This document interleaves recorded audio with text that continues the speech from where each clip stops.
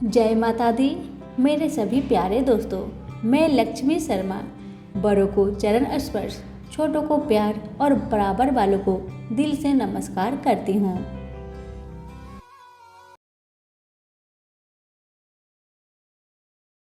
इल्ली घुनिया की कथा बहुत सुंदर है। पूरा जरूर सुनिएगा और दूसरों को शेयर कीजिएगा। तो सभी प्रेम से बोलिए, कार्तिक के ठाकुर की जय हो।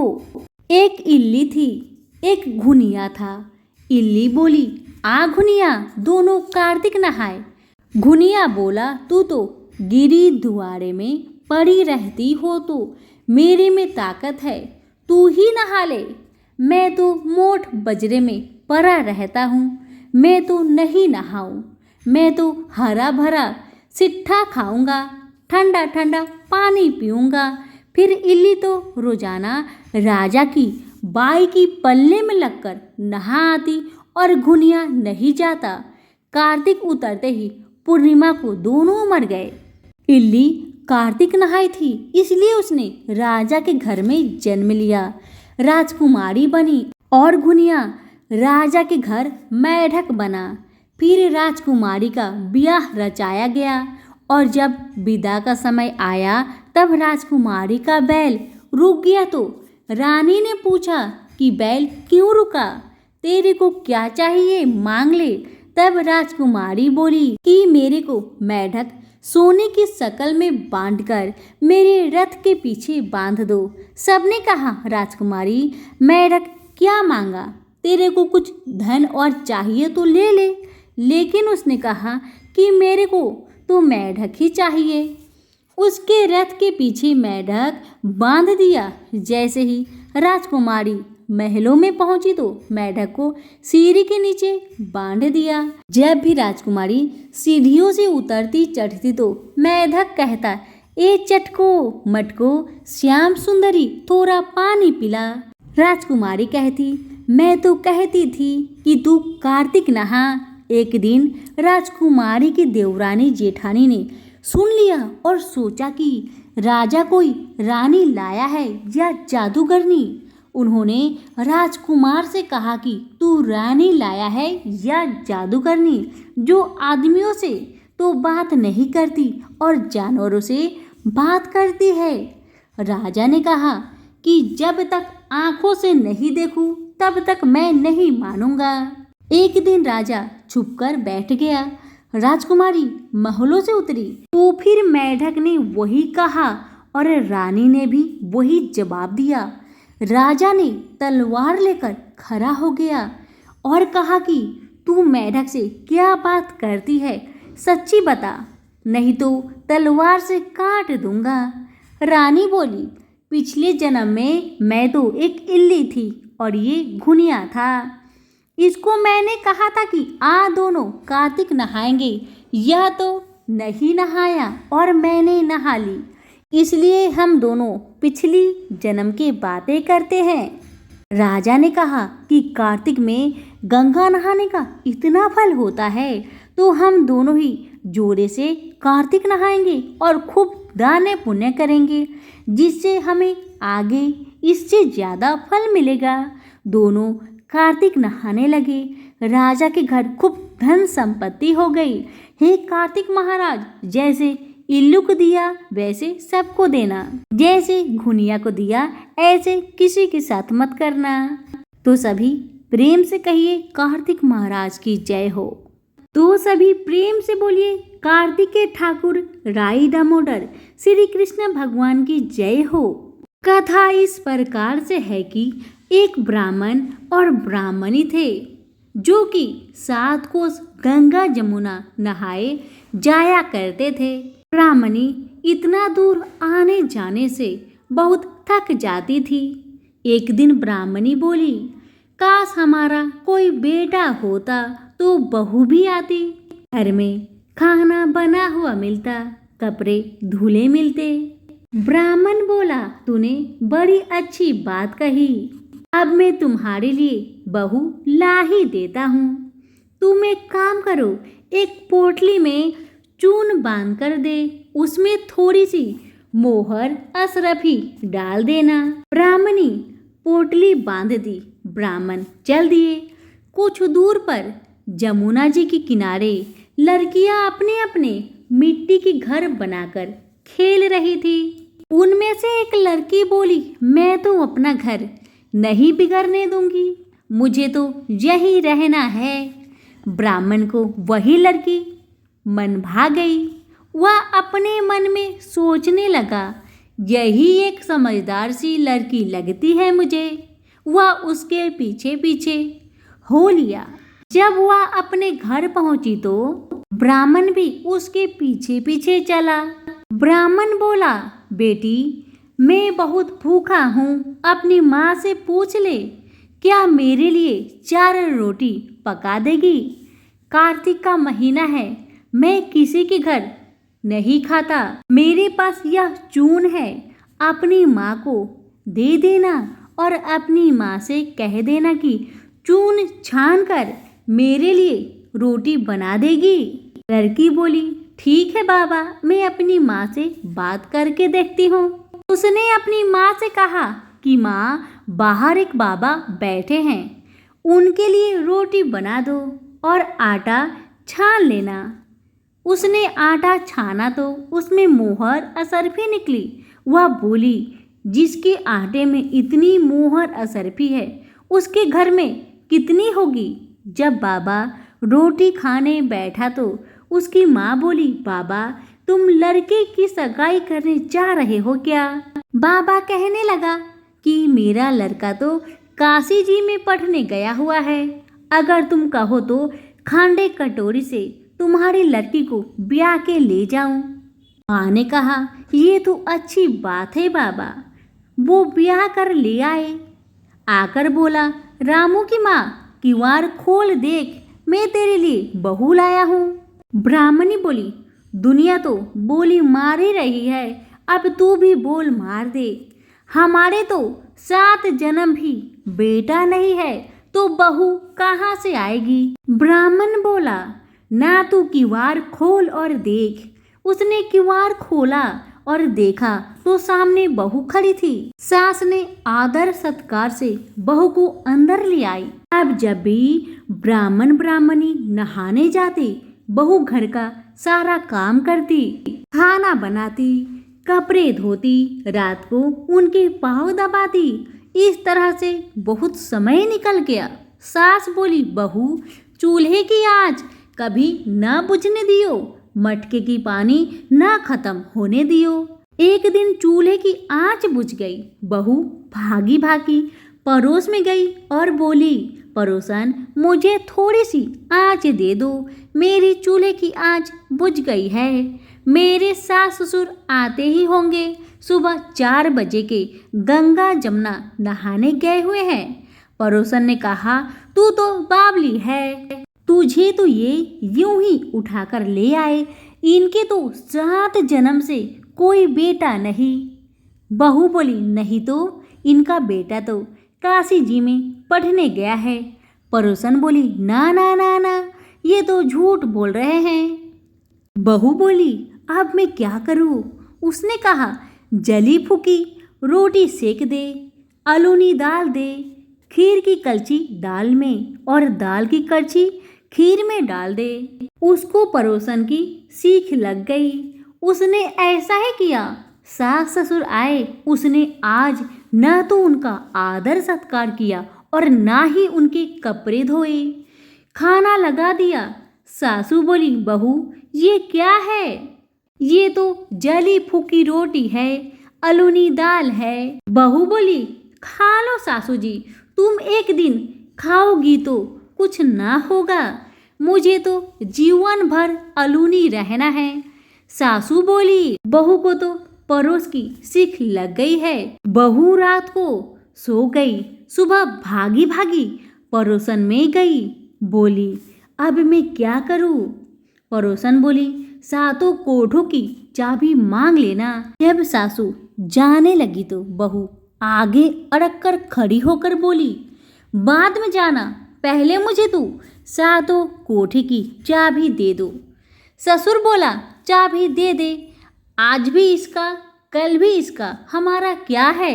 आज मेरे कल दूसरा दिन पीछे से बहू ने कोठे खोल के देखा कि किसी में अन्न, किसी में धन, किसी में बर्तन, किसी में कपड़े के अटू भंडार पड़े हैं। सातवां कोठा खोल कर देखा, उसमें गणेश, लक्ष्मी, पीपल पथवारी, कार्तिक के ठाकुर, राई दामोदर, तुलसा जी का बिरवा, 36 करोड़ देवी देवता विराजमान है। गंगा जमुना बह रही है। तिलक छापे लगाए चौकी पर बैठा एक लड़का माला जप रहा है। वह बोली, तू कौन है? उसने कहा, मैं तेरा पति हूँ, किवाड़ बंद कर दे, मेरे माँ बाप आएंगे तब किवाड़ खोल देना। अब तो बहू खुश हुई। 36 प्रकार के भोजन बनाए, 16 श्रृंगार किया, रांची माची डोले। सास ससुर आए बड़े प्यार से। उसने उनसे बात की, उनके कपड़े धोए, खाना खिलाया। बूढ़ा बोला, बहू तो धन देखकर राजी हो गई। बहू सास के पैर दबाती जाए और कहती जाए, माँ जी तुम इतनी दूर 12 कोस गंगा जमुना नहाने जाती हो, थक जाती होगी, तुम घर में नहा लिया करो। सास बोली, बाबली कहीं घर में भी गंगा जमुना बहती है क्या? बहू बोली, हाँ माँ जी हाँ, चलो मैं आपको दिखाती हूँ। उसने 7वां कोठा खोलकर दिखाया। उसमें गणेश जी, लक्ष्मी जी, पीपल पथवारी, तुलसी जी, कार्तिक के ठाकुर, राई दामोदर, शिव पार्वती, 36 करोड़ देवी देवता विराजमान हैं। गंगा जमुना बह रही है। तिलक छापे लगाए चौकी पर बैठा एक लड़का माला जप रहा है। माँ बोली, तू कौन है? वह बोला, माँ मैं तेरा बेटा हूँ। माँ बोली, तू कहाँ से आया है? बेटा बोला, मुझे तो कार्तिक के देवता ने भेजा है। माँ बोली, बेटा ये दुनिया क्या जानेगी, क्या जानेगा मेरा घर का पति, क्या जानेगा दूरानी जेठानी, क्या जाने अगर बगर पड़ोसन की, तू मेरा बेटा है। उसने पंडित से पूछा तो वह बोला, परली पार पे बहू बेटा खड़े हो, इस पार बुढ़िया खड़ी हो, चाम की अंगिया पहने, छाती में से दूध की धार निकले, बेटे की दाढ़ी मूछ भीगे, पवन से गठजोड़ बंधे तो सब जाने ये बुढ़िया का ही बेटा है। उसने ऐसा ही किया, चांस की अगिया फट गई, छाती में से दूध की धार बह निकली, बेटे की दाढ़ी मूछ भीग गई, पवन पानी से बहू बेटे का गठजोड़ बंध गया। ब्राह्मण ब्राह्मणी बहुत खुश हुए। हे कार्तिक के ठाकुर, राई दामोदर, श्री कृष्ण भगवान, जैसे उसे बहू बेटा दियो वैसे सबको दियो, जैसे उसकी इच्छा पूरी की वैसे सबकी करियो। कहानी कहते सुनते हुक्कारा भरते सभी के परिवार की रक्षा करियो। सभी प्रेम से बोले, कार्तिक के ठाकुर की जय हो। सभी प्रेम से बोले, पथवारी माता की जय हो। एक बार पथवारी माता पाल और विनायक जी में झगड़ा हो गया। सब आपस में स्वयं को बड़ा बताने लगे। इतने में एक ब्राह्मण का लड़का आया। पाल पथवारी गजानंद जी ने उसे रोका और कहा, सुन लड़के, रुक जा और हमारा न्याय कर जा। लड़का बोला, मैं कल वापस आऊँगा, तब आप सभी का न्याय करूँगा। लड़का घर आकर अपने माँ से कहा, माँ मुझे कल पाल पथवारी माता विनायक जी का न्याय चुकाना है। बेटे की बात सुन माँ ने कहा, बेटा तुम सबको बड़ा बताना। दूसरे दिन लड़का वहाँ गया और बोला, पाल माता आप बड़ी हो, क्योंकि हर व्यक्ति आता है और स्नान ध्यान करके शुद्ध होकर जाता है और आप सबकी रक्षा करती हैं, इसलिए आप बड़ी हो। फिर लड़के ने पथवारी माता से कहा कि आप बड़ी हो, क्योंकि कितने भी तीर्थ धर्म ध्यान कर ले पर आपकी पूजा किए बिना उनका कार्य पूर्ण नहीं होता। आप ही जीवित को भी तारती है और मरने के बाद भी उद्धार करती है, इसलिए हे पथ की धारिणी पथवारी माता, आप बड़ी हो। अब लड़के ने विनायक जी से कहा, सबसे पहले शुभ काम में आपको ही मनाया जाता है। आपको धुआए बिना कोई काम सिद्ध नहीं होता, इसलिए आप बड़े हो।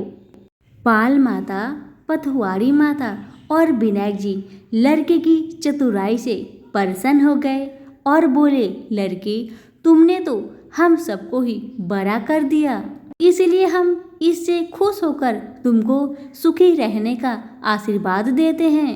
और कुछ जौ के दाने उस ब्राह्मण के लड़के के अंगोछे में डाल देते हैं। लड़का यह देखकर बहुत दुखी हुआ। मन में सोचने लगा कि ये तो घाटे का सौदा रहा। सारा दिन खराब कर मैंने इनका न्याय किया और इतने से जौ ही मिले। उदास मन से घर आकर अंगोछा एक कोने में डाल दिया। माँ ने जब वह अंगोछा उठाया तो उसमें से हीरे मोती बिखर गए। यह देखकर माँ ने बोली, बेटा न्याय करके लाया है। लड़का बोला, माँ कोने में जो पड़ा है देख ले। माँ ने कहा, हाँ बेटा मैंने देख लिया, अब तू भी देख ले। हीरे मोती जगमगा रहे हैं। माँ अत्यधिक प्रसन्न हुई और बेटा भी बहुत प्रसन्न हुआ।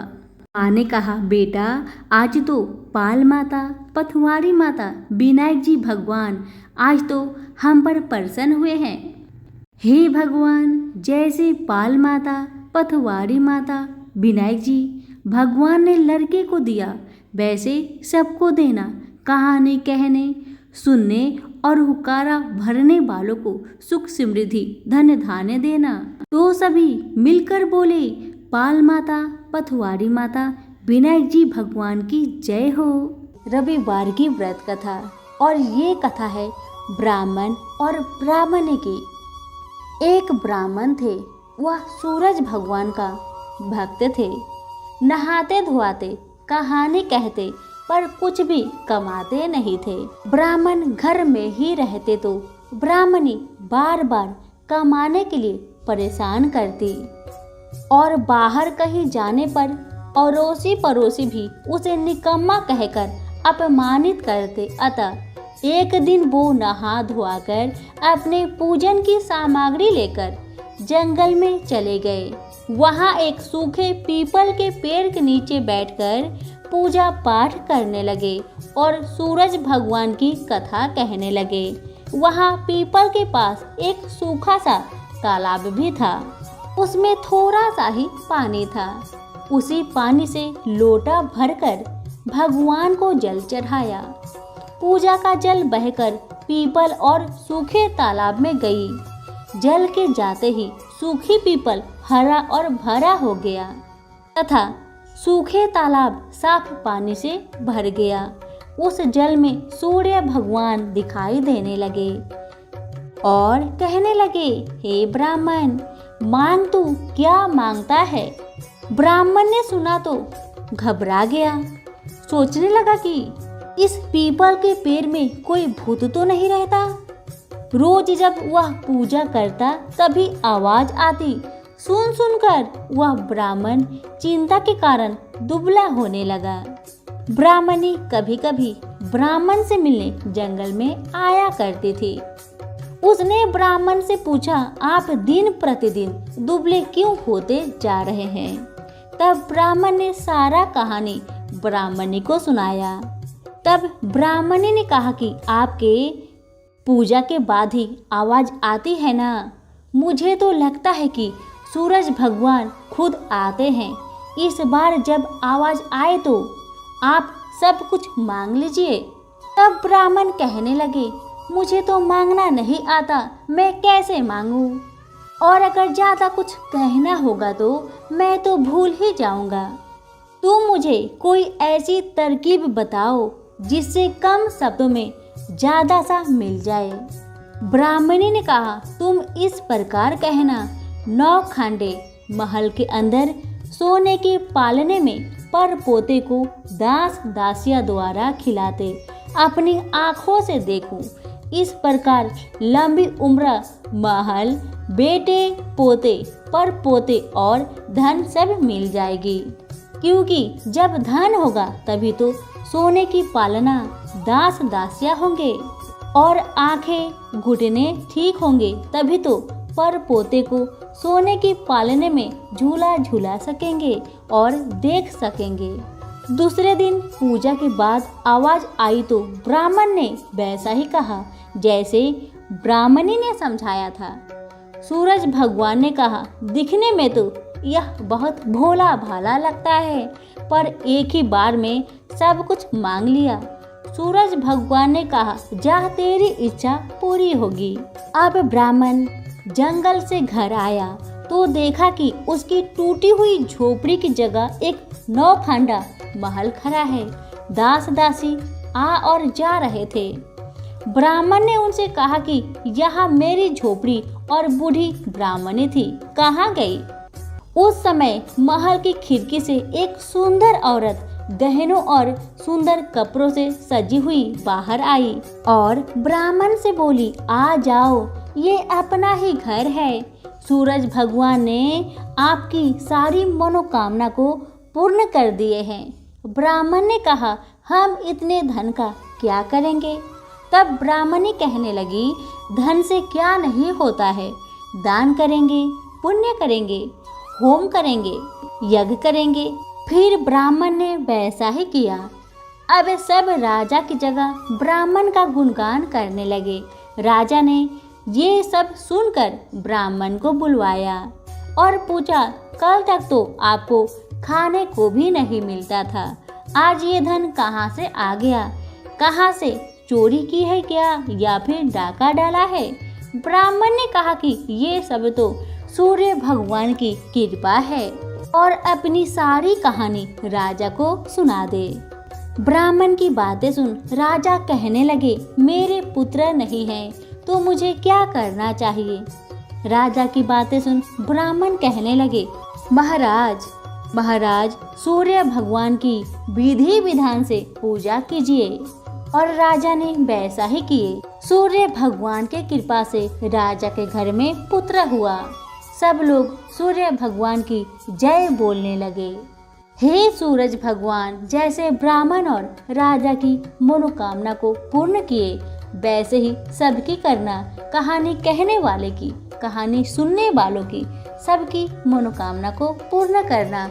सभी बोले सूरज भगवान की जय हो। कथा बहुत पुरानी बात है। एक गांव में एक बूढ़ी माई रहती थी और वह बूढ़ी माई गणेश जी की बहुत बड़ा भक्त थी। लेकिन उसकी बहू को गणेश जी की भक्ति थोड़ा भी पसंद नहीं था। एक दिन बहू ने पूजा स्थल पर रखी गणेश जी की प्रतिमा को उठाकर कुएं में फेंक दिया। बूढ़ी माई बहुत दुखी हुई। वह गांव छोड़कर चली गई और रास्ते में जो भी मिलता बूढ़ी माई उसे ही गणेश जी की मूर्ति बनाने को कहा करती। अगर उस बूढ़ी माई की किसी ने न सुनी, वह चलते चलते राजा के महल के बाहर पहुंच जाती है और वहां देखती है कि एक कारीगर महल बना रहा था। अब बूढ़ी माई ने उस कारीगर से मूर्ति बनाने को कहा तो कारीगर ने साफ साफ इनकार कर दिया कि मैं नहीं बनाऊंगा, और उस कारीगर ने बूढ़ी माई की अपमान करके वहां से भगा दिया। बूढ़ी माई दुखी मन से वहां से चली जाती है, लेकिन महल टेढ़ा हो जाता है। अब तो कारीगर यह देखकर बहुत परेशानी में आ जाता है और वह इसकी वजह समझ नहीं पाता कि उसका महल क्यों टेढ़ी हो जा रही है। अब कारीगर राजा के पास जाते हैं और कहते हैं कि न जाने बुढ़िया के जाने के बाद ही महल टेढ़ा हो जा रहा है। राजा भी गणेश जी के बहुत बड़े भक्त थे। राजा अपने सैनिकों के द्वारा उस बूढ़ी माई को महल में बुलवाते हैं और कहते हैं कि तुम्हारे लिए गणेश जी का मंदिर मैं बनवा दूंगा। और राजा ने गणेश जी की मंदिर भी बनवा दिए। तभी उसका महल सीधा हो गया। इस तरह जैसे भगवान गणेश ने राजा और बुढ़िया पर कृपा बनाई, वैसे ही वह सब भक्तों पर अपनी कृपा बनाए रखे। सभी प्रेम से बोले गणेश जी महाराज की जय हो। कथा पसंद आने पर लाइक शेयर जरूर कीजिएगा। धन्यवाद।